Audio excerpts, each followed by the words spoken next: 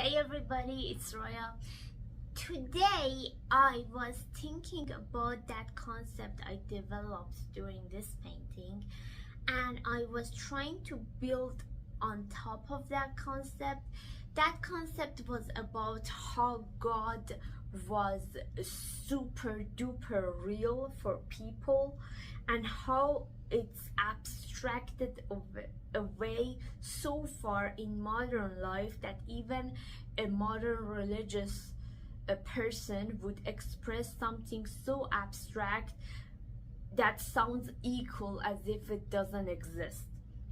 So I did elaborated on that, and then I connected that thing to the concept of art and how art was related to a craft, it was related to a function, it was related to worship practices, that's why they're connected, and how that too abstracted away to modern art, which is too far from craft, that it's dying.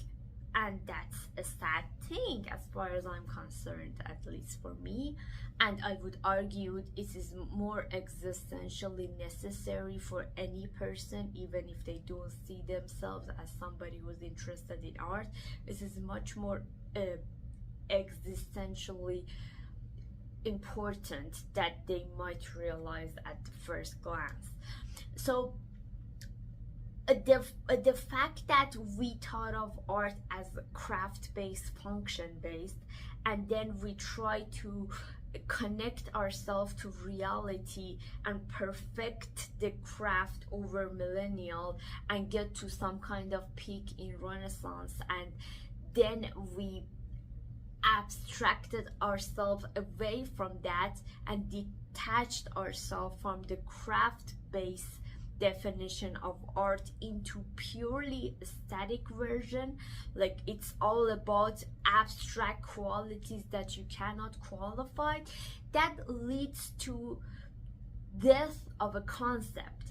And what would be a reasonable thing to do would be to balance these two versions and play in the middle ground of those concepts, and that would be not as rigid as it was and not as nothing as it is. That would be the definition of art, the navigation between the transcendent aesthetic qualities, which are too abstract, and purely craft-based, function-based, that is too rigid. That would be the actual art happening in the middle.